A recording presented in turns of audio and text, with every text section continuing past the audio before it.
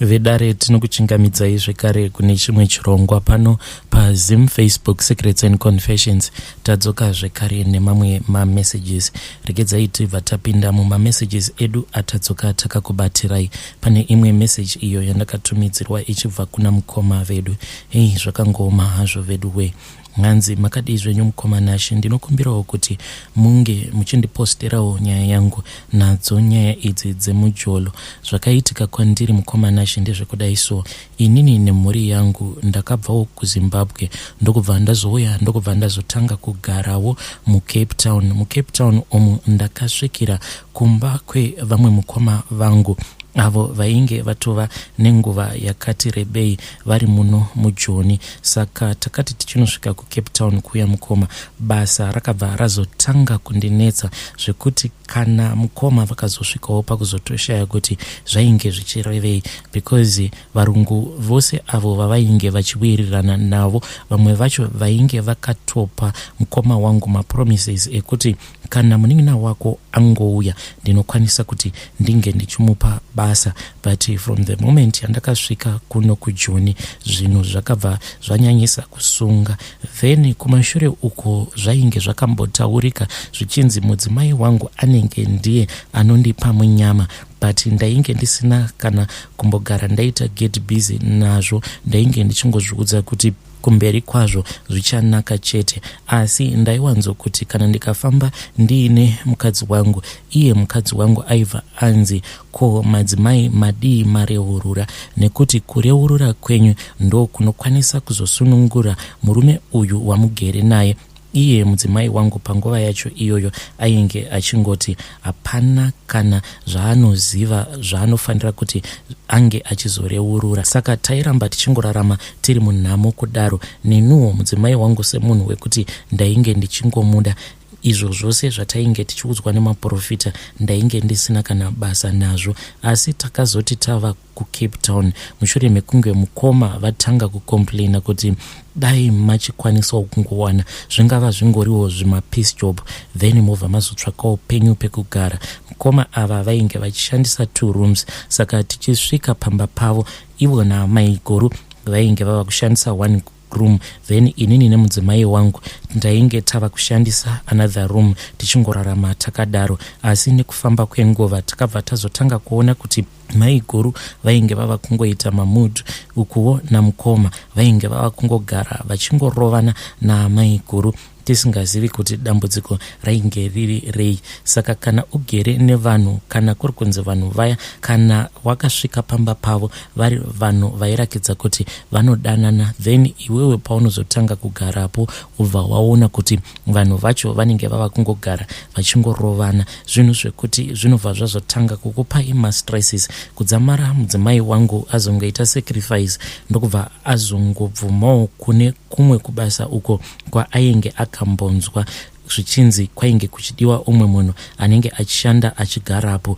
Basa iri ainge akatoritsvakirwa nemudzimai wamukoma wangu. So iye mudzimai wangu achiramba basa iri, inhau yekuti maworking conditions acho ainge achirwadza.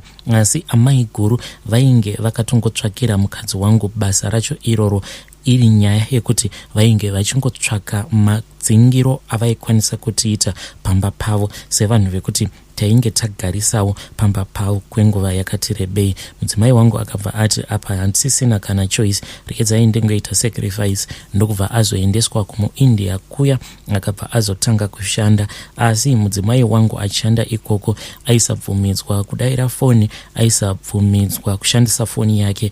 Pose pandaimufonera ndaitotanga ndafonera muIndia uyo waainge achishandira, then muIndia iye obva azonopa mudzimai wangu foni. Ndaisakwanisa kutombowanawo nguva yekuti tinge tichitaura dzimwe nyaya, because ndaingoti kana ndikati taurei obva watonzwa ava kutonzi zvakwana, zvawataura zvakwana.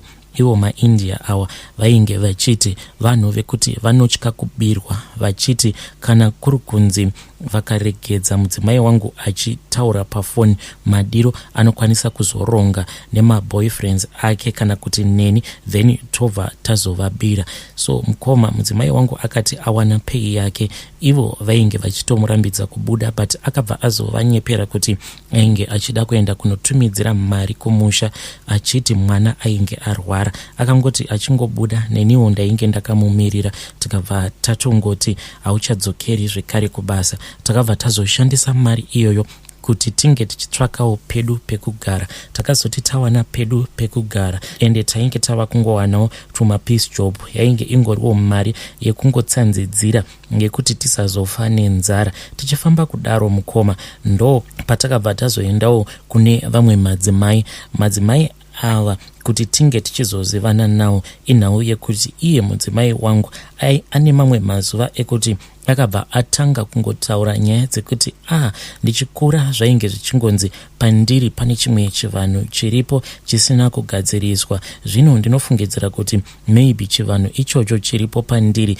chisina kugadziriswa ndo chiri kukonzeresa kuti muno mumba tinge tichizosungirwa nechiraramo. Akabva ati zvacho zviri pandiri zvainge zvakanzi hazvidi kuti inini ndinge ndichizoita chitema. Saka mudzimai wangu paakandiudza nyaya iyi, ndakabva ndafara, ndikabva ndafungidzira kuti zvimwe kuda ndo zviya zvataigara tichingokudzwa kuti mudzimai wangu anofanira kuti ange achireurura kuitira kuti chiraramo chedu chisazoramba chakasungika. Then iye achinotanga kunotsvaka bute nezvimwe zvinhu zvakangosiyana-siyana kune vaya vanoitawo zvekutengesa zvinhu izvozvo muCape Town. Ndo paakabva azosangana nevamwe madzimai avo vakabva vazomuudza kuti ivo vainge vachiitawo izvozvo zvekubatsira vanhu. Ndo patakazotanga kuenda kumba kwavo madzimai vaya vachingotibatsira. Asi mukoma zvakazoitika ndezvekuti mukunobatsirwa kuya takaramba tongobatsirwa kudzamara madzimai vaya vainge vachitibatsira vakazotova mukadzi wangu. Mukunobatsirwa kuya mukoma kwakabva kwazodzoka zvekare nyaya iya mudariro, ende kwainge kwava kubuda dzimwe nyaya dzakati wandei. Ende zvino sezvo ndainge ndiri munhu wekuti ndainge ndanyanyisa kutambura, ndakabva ndazototanga kutoitira mudzimai wangu hasha, ndichimuudza kuti nguva yekuti ange achireurura yainge yakwana, because ndainge ndisingatozivi kuti kwainge kutori nezvimwe zvihombe zvaainge akaita tisati tapinda mumarriage medu. So madzimai vaya vakabva vati kuti tinge tichizobatsirika, iye mudzimai wangu aifanira kuti ange achireurura zvivi zvake. Saka iye paakaona kuti ainge anyanyisa kuiswa pakona, because kana nini ndainge ndava kutomuudza kuti kana zvakadaro marriage yacho ndainge ndava kusaida, ndo paakabva azotanga kuchema, ndokubva azotanga kureurura achitaura iye achiti paya patakatanga kudanana iye ainge aine vakomana vake vatatu.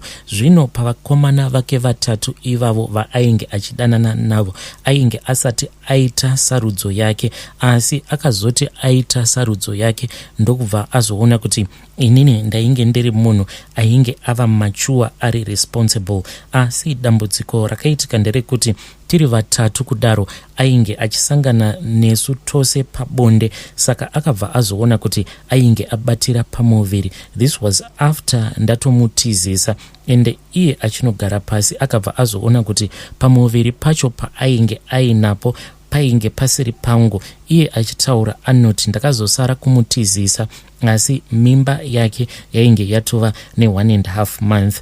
Then paakaona kuti ndo zvainge zvaitika, ndokubva azofunga zano rekuti ange achizobvisa nhumbu iyoyo. Iye anoti hanzi akaenda kune vamwe gogo vaya ndokubva vazomugadzirira mishonga yekuti ange achinwa. Mushure mekunge anwa mishonga iya ndo paakabva azoita miscarriage yacho. Mukoma ndakarwadziwa, asi semunhu wekuti ainge ari mudzimai wangu ndakabva ndangosarudza kuti regedzai ndinge ndichingomuregerera upenyu hwedu hwedu ukabva waramba uchingoenderera kumberi. Mukoma, upenyu wakati zvino wava kusununguka. Nekune rimwe divi mukoma, madzimai vaya vakabva vatiudza kuti hondo dzatainge tichiri takatarisana nadzo dzainge dzichiri dzakawandisa zvekuti taisafanira kuti tinge tichirelaxa. Saka tainge tichingoti each and every weekend tobva tazoenda kumba kwavo madzimai vaya ende vaibva vazotanga kutibatsira. Vakabva vazotipa umwe munamato, vakabva vati munamato uyu hataifanira kuti tinge tichizopinda nawo mumba because pane zvimwe zvavainge vaona pamweya ende vainge vasingadi kutiudza izvozvo zvavainge vaona pamweya. Vakatipa munamato uya vakabva vati taifanira kuti tinge tichizouyisa pakona yemba. Then ndakazoti mangwana acho makuseni ndainge ndava kutogadzirira kuti ndinge ndichienda kubasa. Pane vamwe sisi vangu vakabva vati kwandiri, mukoma, hameno so zvandiri kungonzwa so, ndiri kungonzwa kuti dai ndamboenda ndanoona baba vangu. Isusu mukoma nashi baba vedu vakashayika, but vatingatoti ndo vainge vasara vari baba vedu vainge vari bamunini. Saka sisi ava vakabva vangonditi, mukoma, ndiri kungonzwa kuti dai ndambonodongorera baba vangu. Ndikabva ndati zvakanaka isisi. So uko kwacho kwakavakira bamunini hakusi kure, but unotofamba kuda zvema 2.5 hours ikoko. Saka sisi vakabva vati regedzai nditobuda izvezvi because mweya wangu ndiri kunzwa kuti hauna kana zororo. Pane chinhu chiri kungondisundudzira kuti ndinge ndichimbonodongorera baba. Then sisi vakabva vazoenda kuya. Ndakazototi ndiri kubasa mukoma, it was somewhere kuma 11 am. Tainge takatogara zvedu titori pabreak tichidya. Ndo pandakabva ndazoona mapictures awo andainge ndichitumidzirwa nasisi vangu. So ivo sisi vachinditumidzira mapictures iwawo, ndakabva ndaona kuti painge paine zita rangu rainge rakanyorwa, asi zita iri rairakidza kuti rainge rakanyorwa mune chimwe chibhuku, asi zita rangu rainge rakanyorwa nepeni yered. Ndakabva ndatanga kuvabvunza kuti ko izvo zvavainge vachinditumidzira zvainge zvichirevei. Sisi ndokubva vazondiudza vachiti pavakasvika kumba uko kwakavakira bamunini vakabva vazoona kuti vanhu vose vainge vasipo. Saka pavakaona kuti pamba painge pasina munhu yet madho ainge akavhurwa, ndokubva vangofunga zvekuti vange vachimbogara zvavo panze, nekuti vakangozviudza kuti vanhu vepano zvimwe kuda vangoenda padhuze vanodzoka manje. Izvo vanhu vainge vatoenda kumunda, hamenowo kuti ainge asiya madhoo ose nemawindo akashama ainge ambori ani. Sisi ivo vanoti vakati vakagara kudaro ndo pavakabva vazoona kuti pane imwe cheya iyo yainge ichifarirwa kugarirwa nabamunini pose pavanenge vakarelaxa. Vakabva vaona kuti pamusoro pecheya ipapo painge paine newspaper. Ndokubva vazongotora newspaper riya vachingoda zvavo kungovaraidza nguva.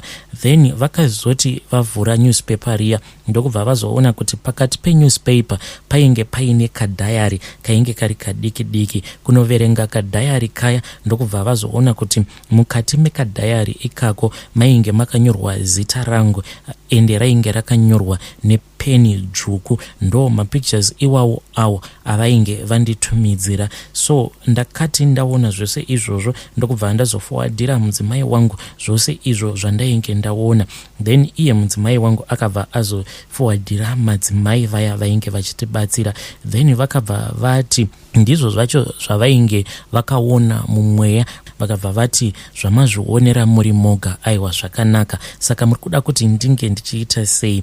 Then takabva tazovakumbira kuti vange vachizosudurutsa mhepo dzose idzo kana kuri kunzi pane mhepo dzainge dzakaiswa pandiri. So vakabva vati painge pasina kana dambudziko. Mukoma vakabva vazoti taifanira kuti tinge tichizosvika kumba kwavo usiku, ndokubva tazosvika kuya tikabva tazobatirwa munamato.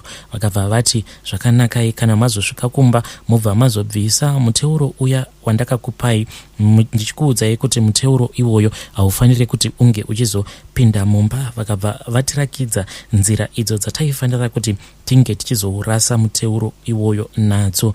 Zvadaro mukoma hapana kana kumbotora nguva, ndokubva tatunzwa kutoti bamunini kumusha uko vainge vatostroka, vainge vava kusatogona kana kufamba kana kuita sei.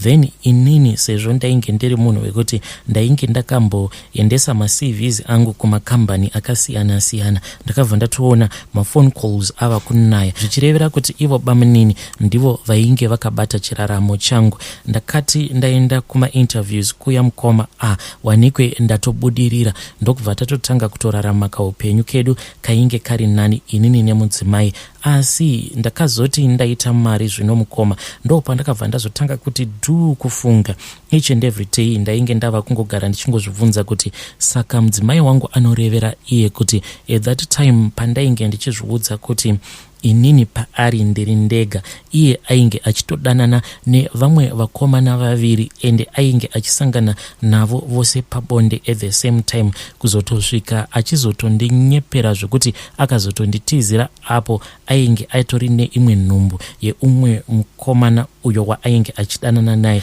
Ende chainge chakandibhowa ndechekuti ainge akaramba kundiudza mazita evakomana vacho, zvichirakidzira kuti varume ava vainge vachitobvawo kumaraini ekwedu. Zvino ndainge ndava kungogara ndichingozvibvunza kuti zvimwe kuda vanhu ava vachiri kutodanana. So ndakazongoti ndongoramba ndichingozvibvunza mibvunzo yose iyi, ndainge ndava kungogara ndichingoitira hasha mudzimai wangu, kudzamara iye azoti ini ndafunga kuti ndimbodzokera kumusha ndimbonozorora, because kaupenyu aka kekuti tinongogara takangorovana, kaupenyu kekuti ndainge ndisina kana kumbokafungira kuti ndo katichazoraramisana. Ndikabva ndati it is fine, chimboendai zvenyu kumusha mai mwana. At that time mukoma ndainge nditori kuJoburg, ndakatomirira lord rangu.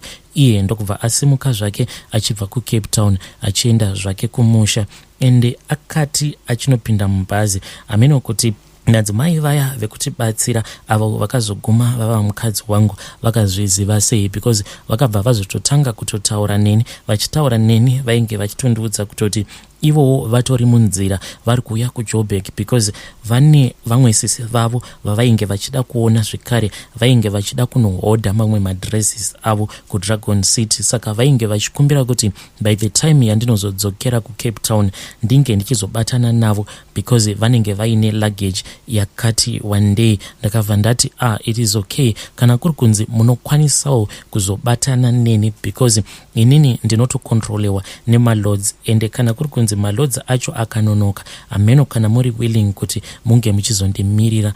Ivo vakabva vati hapana kana chakamboipa. Vakati vazosvika kuJoburg ndokubva vazonogara kuna sisi vavo, then ndokubva vahodha zvose zvavainge vachiita mukomanachi. Vainge vachindipa maupdates zvekuti kana ndega ndakatanga kuzvibvunza kuti why is it mukadzi uyu ari kuramba achingondipa maupdates like this.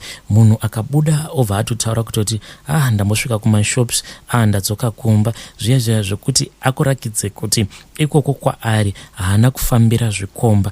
Ende vainge vachingotitumidzira maselfi kana vava kunorara, vobva vatonditumidzira maselfi kuti isu vamwe tatova mumachira. So mukoma takazongoramba tongotaura ukuwo ndainge ndakamirira kuti ndinge ndichizowana lord rangu iro randainge ndafambira kuJoburg. Kudzamara ndazowana lord riya, ndakazoti ndavaudza kuti ndainge ndava kugadzirira kuti ndinge ndichidzokera kuCape Town, ndokubva tazoronga panzvimbo pacho pataifanira kuti tinge tichizosangana. Ende zveshuwa ndakabva ndatovaona vakatomira paya, but vainge vakatomira nasisi vavo. Chakanyanya kundinetsa ndechikuti kuzonopanana ma-introductions aya zvainge zvava kutoita sekunge inini namadzimai avo vakazova mudzimai wangu tainge tava kutodanana, because pane kamwe kamumhoreserwo kacho kandakaitwa nasisi vavo kandisina kunzwisisa, kakangondipa ma-question marks. Aiwa, ndakabva ndazongoignora zvangu ndokubva tazoenderera mberi nerwendo rwedu.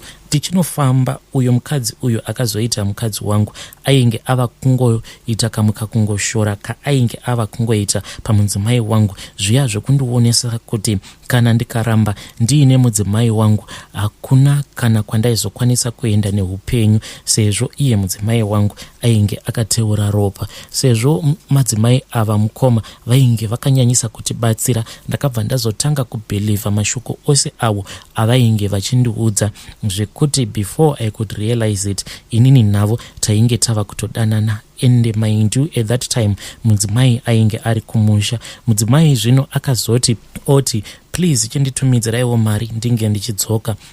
Kuti ndimutumidzire mari ndainge ndava kutonzwa ndichitobhoekana naye zviya zvekutoti handichatombodi kuti ndinge ndichiva naye, asi kuti ndinge ndichiita zvivindi zvekuti ndinge ndichimuudza mukoma zvivindi painge pasitomborina. Kudzamara iye azotondiudza kuti ainge atengesa chimwe chipfuwo chedu kuti ange achiwana mari yekudzoka kuno kuSouth Africa.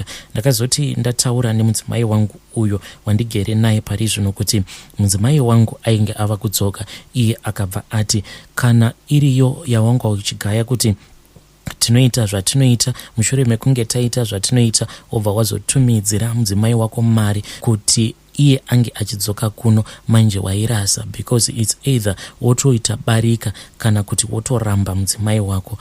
Mukoma ndakabva ndapererwa. Apa mudzimai wangu ainge ari muroad, ndikabva ndatoti zano nderipi, ndokubva ndazotaura naamai guru sisi vemukadzi uyo akambotanga ari madzimai vainge vachitibatsira. Ndikabva ndazotaura navo ndikabva ndati ndinokumbirawo kuti munge muchitsvakirawo munin'ina wenyu imba yekuti ange achigara muJoburg. Vakabva vati bamunini hapana kana problem. Ndo kuzobva kwaakazoita mudzimai wangu achibva kuCape Town achiuya muJoburg.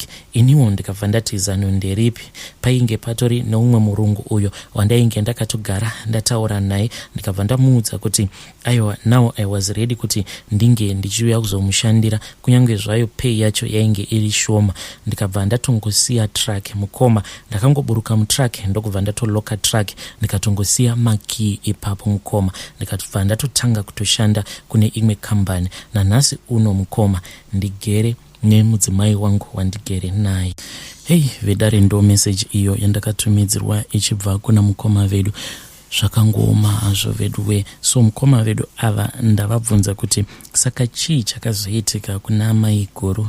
Mudzimai wavo uyo akati iye ainge atengesa chipfuwo ndokubva atovaudza kuti ainge ava munzira kudzoka kuSouth Africa.